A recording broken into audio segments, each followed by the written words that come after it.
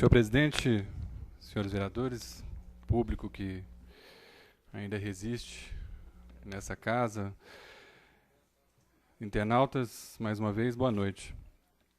Uma pena que nem todos que iniciaram a sessão, acompanhando as falas e os debates, ainda estejam presentes, porque eu considero essa uma oportunidade das pessoas também ouvirem as versões, né? Sempre tem fatos e versões. Eu conheço bastante pessoas que atuam no Serviço Público de Saúde e não tem nenhuma dúvida em dizer que a maioria absoluta são pessoas sérias, que trabalham para cuidar da vida das pessoas, com carinho, etc. Todas fazem isso? Penso que não. Até porque nas igrejas não são todos que fazem as coisas que são certas, na associação de moradores, em qualquer instituição e em qualquer círculo de pessoas tem problemas, né? Então nenhuma dessas pessoas, nenhum círculo social tem perfeição.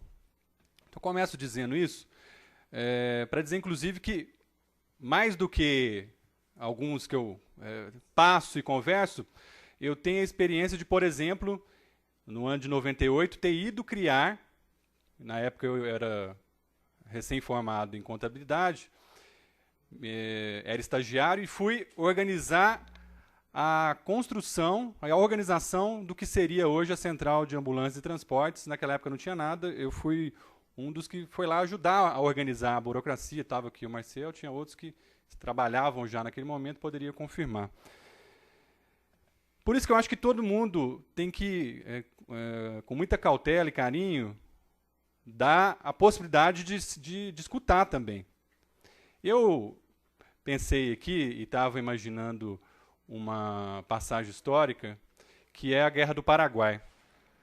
Na Guerra do Paraguai surgiram vários debates e várias coisas que até hoje são faladas. Tinha o genro do Dom Pedro II, era casado com a princesa Isabel, ele tinha duas expressões que ficaram famosas, né? Uma é aquela, macacos me mordam, se referindo aos negros que ainda não tinham sido libertos e atuavam na Guerra do Paraguai, que foi, a propósito, uma guerra super covarde, né? De 3 nações, Argentina, Uruguai e Brasil, que arrasaram o Paraguai, que é uma vergonha para a história do Brasil.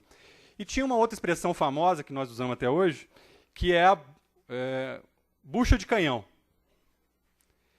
Que era o quê? Eles levavam, geral, os negros para a linha de frente, e os canhões que eram lançados do outro lado da linha inimiga, muitas vezes caíam na cabeça da própria base, né? Dos próprios soldados que eram linha de frente, e daí surgiu a expressão, tais pessoas são bucha de canhão.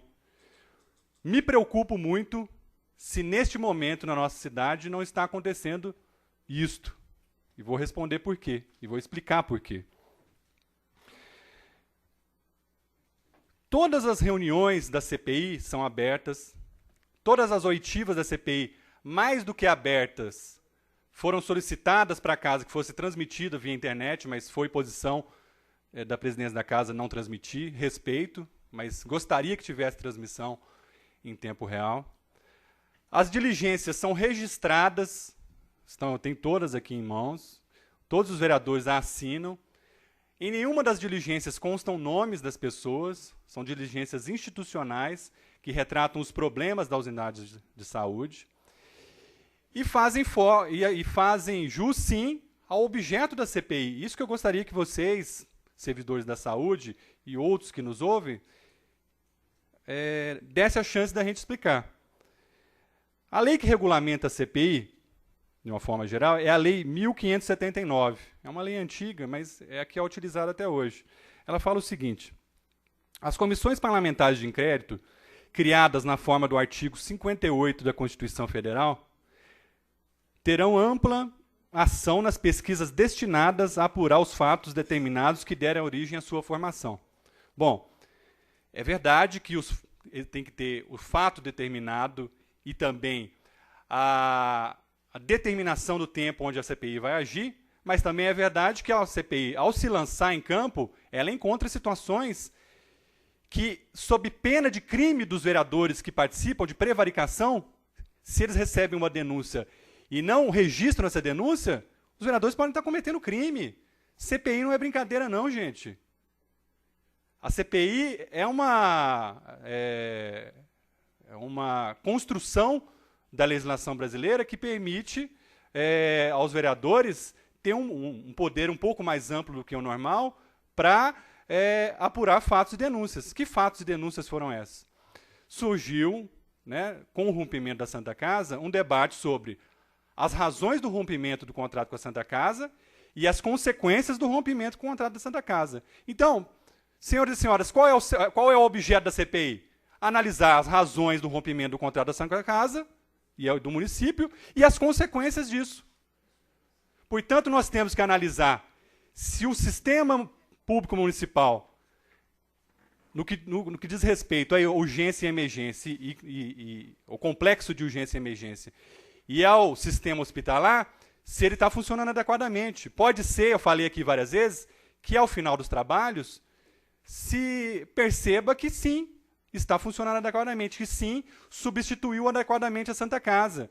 Agora, nós não vamos considerar denúncias, e olha, da mesma forma que 12 funcionários da saúde assinaram uma carta, e eu respeito, e estou aberto para conversar com todos eles, a qualquer momento, não tem nenhum problema, vocês têm que considerar que dezenas de funcionários públicos da saúde do município de Vinhedo também têm o direito de se manifestar e fizeram denúncias para a gente. Vocês já pensaram sobre isso? Denúncias de falta de materiais, denúncia de necessidade de mais profissionais, necessidade de melhoria no sistema de urgência e emergência para que ele funcione adequadamente.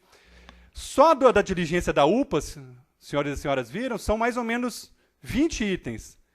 Tem a diligência também da Policlínica da Capela, que são mais 10 itens. E tem a diligência do resgate municipal, que eu peço para a Soninha colocar também a fala do Dr. Carlos Henrique, que fala sobre a diligência do resgate municipal, que são os 3 lugares onde a CPI foi. A CPI não foi no CASME, a CPI não foi no SESMIT, a CPI não foi no laboratório municipal, a CPI não foi nas unidades básicas de saúde, não porque não pudesse, porque sim nós poderíamos. As unidades básicas de saúde, elas são sujeitas à fiscalização em primeiro lugar, e segundo lugar, o complexo de urgência e emergência depende do bom funcionamento das UBS. Mas nós não fomos, até porque há coisas muito boas que funcionam na cidade. Nós não estamos desconsiderando isso. Agora, pessoas, com todo respeito, teve denúncia de mortes. Eu vi a sequência de mortes que ocorreram na UPA e no Galileu, logo após o rompimento do contrato da Santa Casa. Não é qualquer coisa. Não é qualquer coisa. Aconteceu uma coisa que, na nossa opinião, foi mal planejada. Aliás, faltou diálogo. E não é que a gente não tenha diálogo. Tá disponível, Soninha? Então pode colocar a fala do Kaique sobre o resgate?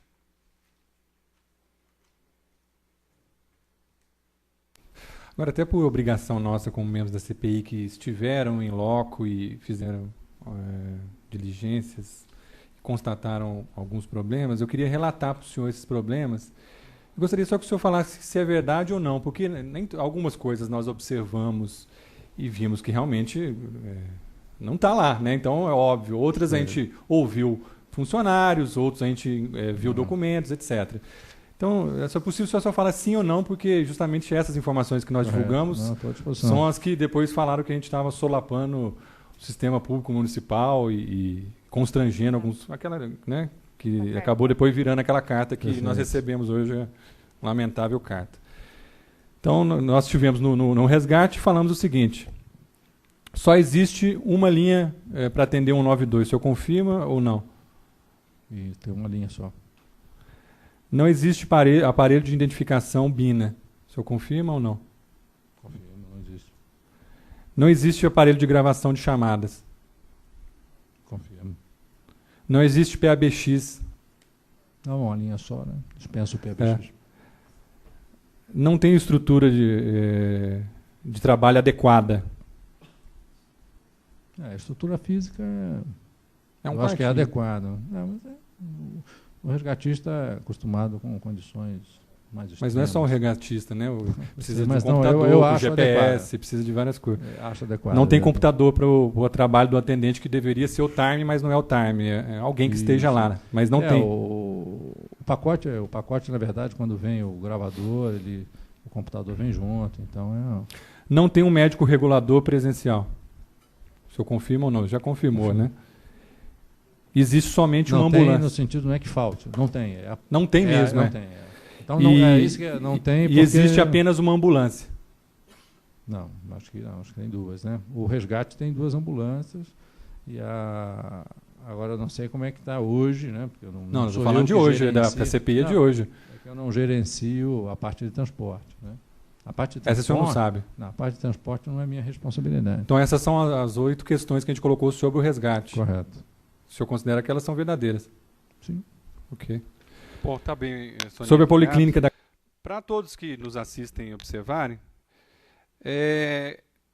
e se perguntarem quem é que está causando tumulto e quem é que está tensionando as relações no município e na política municipal. Se as diligências são registradas institucionalmente, se todo o trabalho é aberto, se nós não estamos colocando o nome das pessoas, se nós propusemos, no meio da crise da Santa Casa, a constituição de uma audiência pública para que todas as partes conversassem, e teve pessoas que não quiseram essa audiência pública. Se, em setembro de 2013, nós aprovamos uma audiência pública para debater esse tema abertamente aqui, democraticamente, senhores e senhoras, ela foi aprovada, mas não foi encaminhada. Isso é um absurdo. E os mesmos que não encaminham são os que insinuam de que tem tensões políticas. Ora, onde que tem tensão política? Onde não tem conversa, onde não tem diálogo, onde não tem transparência. Nós propusemos aqui. Eu fui junto com outros vereadores, 2 vezes autor de um pedido de audiência pública.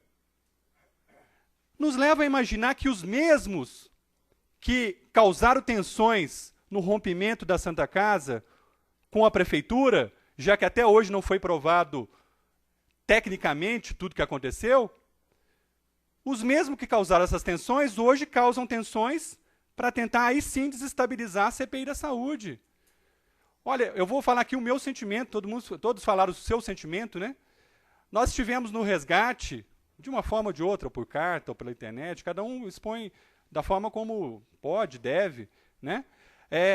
Nós estivemos no resgate, o que foi a tensão que aconteceu? Nós chegamos lá, cumprimentamos todo mundo, desejamos bom dia, conversamos cordialmente com as pessoas. Não tem ninguém do resgate aqui, né? Pois é, então, quem pode falar em nome do resgate é quem é do resgate. E eu vou relatar exatamente o que aconteceu. Inclusive, é preciso... Não é questão de que as pessoas... foi falada a fala do vereador Edu. Mas é óbvio, quando a pessoa fala uma coisa que não é verdadeira, constrange uma CPI, ela tem que saber que a lei 1579, ela diz que isso pode ser crime. E as pessoas podem responder por isso, não é? É assim. E os vereadores também estão sujeitos às regras da lei. No resgate municipal, a tensão que aconteceu foi o seguinte: a chefe do resgate falou que a gente só poderia conversar, entrar, etc., se a secretária de saúde autorizasse. A gente falou, nós somos vereadores, nós estamos aqui cumprindo o nosso dever e continuamos conversando com as pessoas. Foi o que aconteceu no resgate. O que aconteceu na UPA, os jornais estavam presentes. Se os jornais relataram da forma como eles acharam, é porque a imprensa é livre. E quem não gostou do que o jornal XYZ retratou, da forma como ele achou que devia retratar, fale com o editor do jornal, processe o jornal, não venha constranger a CPI. Que conversa é essa? Qual foi o absurdo que nós fizemos? Nós fizemos tudo relatado, confirmado pelo chefe da urgência e emergência. Agora, tem coisas que, óbvio, que foi falado e que nos abre a mente também, por outro lado. Vou dar 2 exemplos. O presidente do Conselho Municipal de Saúde levantou questões importantes sobre as contas da Santa Casa, que, para mim, são coisas importantes que ele levantou. O próprio Kaique, Carlos Henrique, levantou pelo menos uma questão importante, que até concordo com ele, adianto, que a obstetrícia né, os partos, o fato de ter um parto complicado, no Galileu, por fato de ter as CPIs, só para concluir bem rapidamente, as UTIs, pode ser uma coisa inovadora e melhor do que estava antes. Agora, o resto está, a CPI vai dizer. Peço respeito à CPI. Obrigado a todos.